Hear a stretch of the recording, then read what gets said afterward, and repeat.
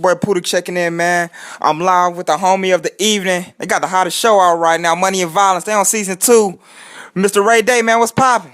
I'm good, man. I'm chilling. How are you? Thanks for having me. Hey, man, I'm appreciative for being with you, man. So I'm gonna do a randomized question. Now, what is your most embarrassing moment ever in life? To be honest, I don't have one. You don't have one? Nah, and God willing, I won't have one in the future. All right, now you're the CEO of Cloud9 TV, right? Yeah, I'm co-CEO. It's me, and three other my partners. We actually the four main characters in Money and Violence. We own Cloud9 TV. All right, now tell me the background story. How did you all come up with that?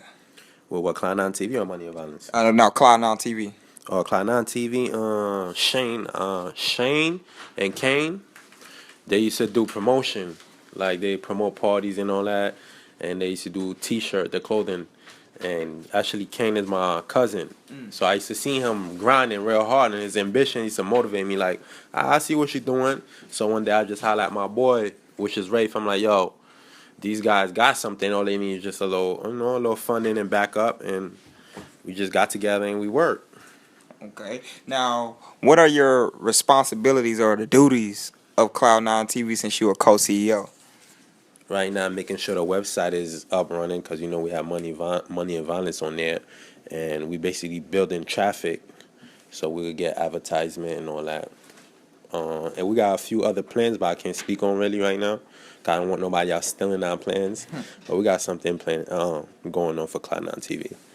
All right, now, so let's get into Money and Violence. Like, how did that show come about?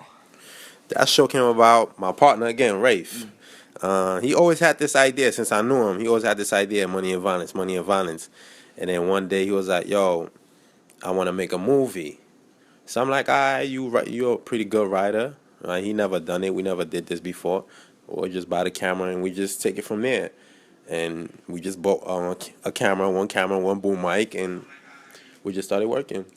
Okay. Now, were there any difficulties or challenges faced with starting out with the project? The only challenge, to be honest with you, we had when we first start the project is the continuity. Like, when we shooting, there might be buses. We from New York. It's busy. It's always busy. Airplane. And the weather. Sometimes it be real cold. Or it could be raining, or it could be real hot. That's the only thing, to be honest with you.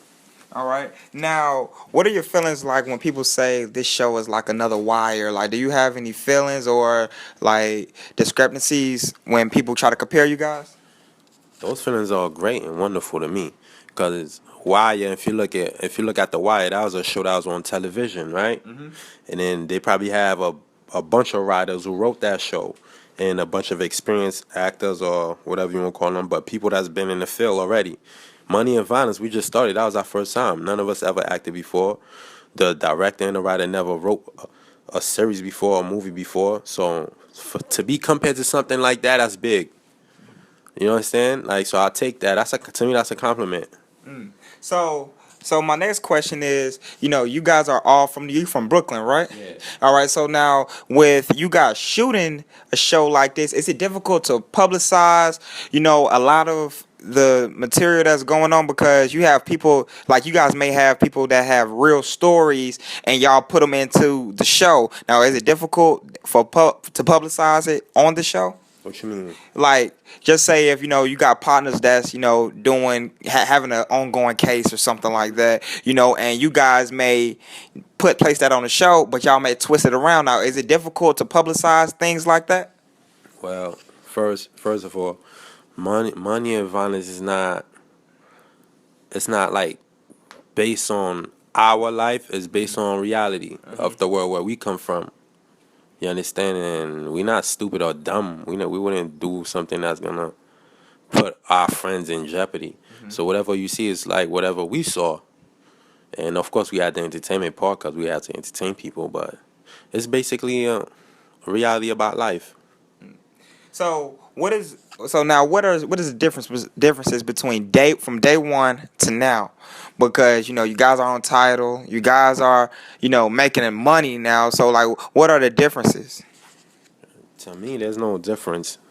The only difference is we have a better production now since we have a deal with Tidal and we have a deal with Lionsgate. So the production is better. But other than that, to me, everything is still the same. I still move how I move. It's still the same to me. Now, before we get into the title, I always like to ask people about like stories. Now, what are some of the craziest things that you've seen like while like in Brooklyn, and you like, man, this junk just creeped me out.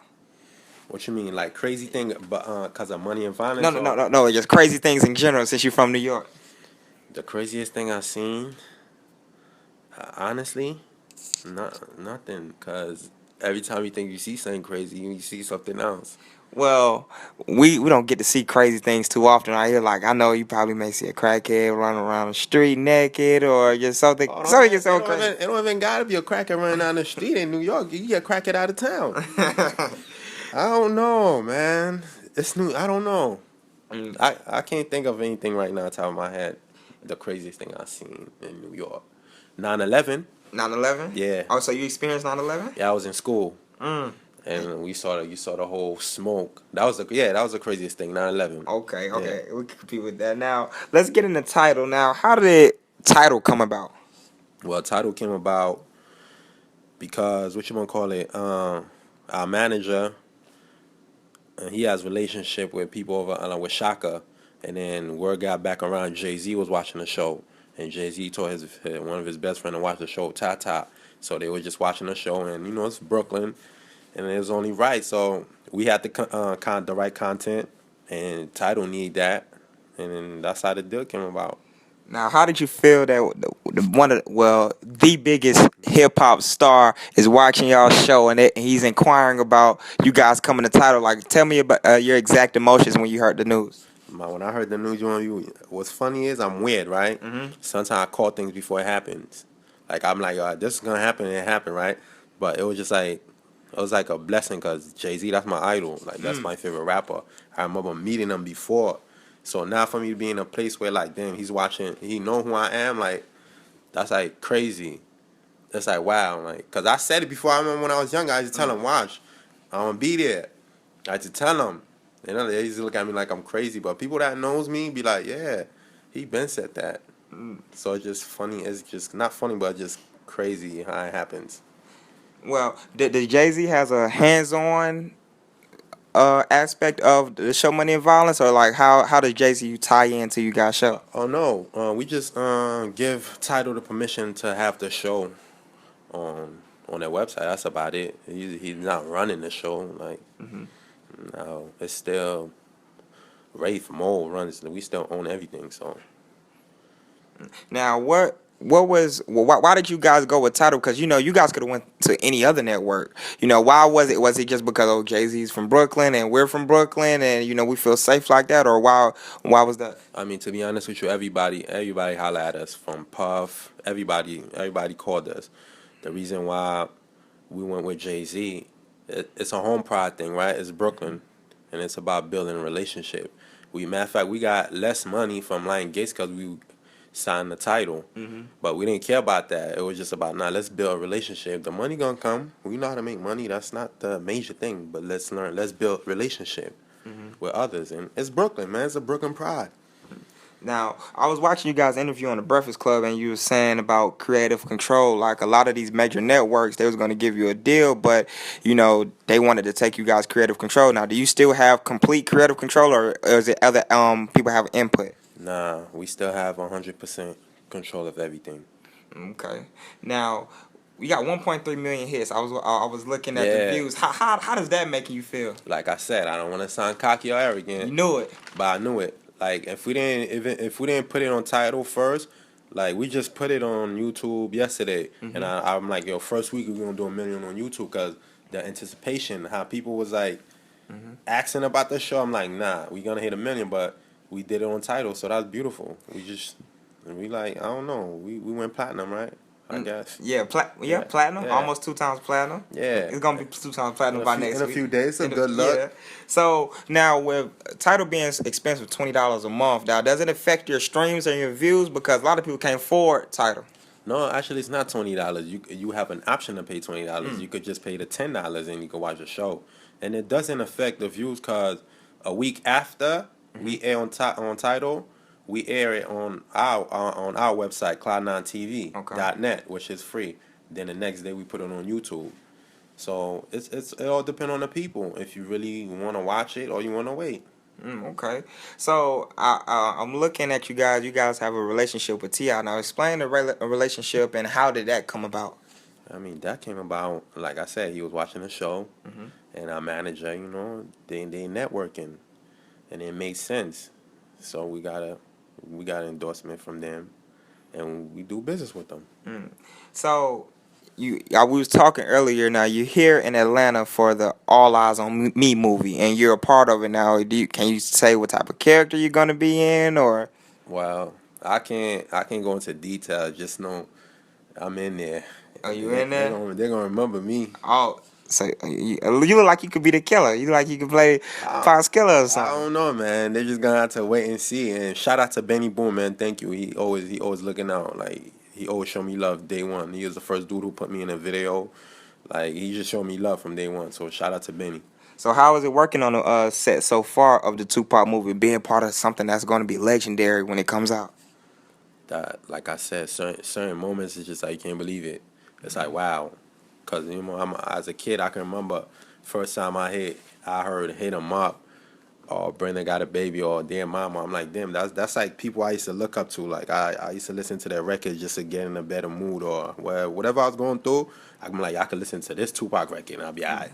So for you to be being a part of that, that's big. Like I can't explain it. It's just a blessing. That's the best way I could say it.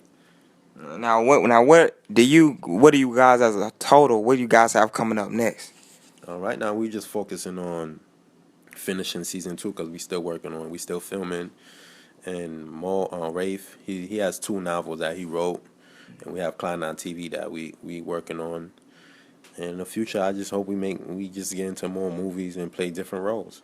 So it will by you guys doing the movies, doing like the gangster and gangster roles. Now, will it be difficult for you guys to transition into something else other than what are you already doing? Because some people it's hard to transition out of. It's never hard for us to make that transition. That's why, like, if you watch Money and Violence, you could tell these dudes are they streets, they urban, but if they have to switch it up, they'll switch it up. If you go on my gram right now, you could tell I could switch it up. That's not an issue with us. It's like we know when to switch it up. We got that switch button. It's not a big deal. All right, I'm with the homie Ray Day, Money and Violence, man. What day and what time they can catch the show every week? Well, every week, Tuesday at 8 o'clock, you can catch it on Tidal.com.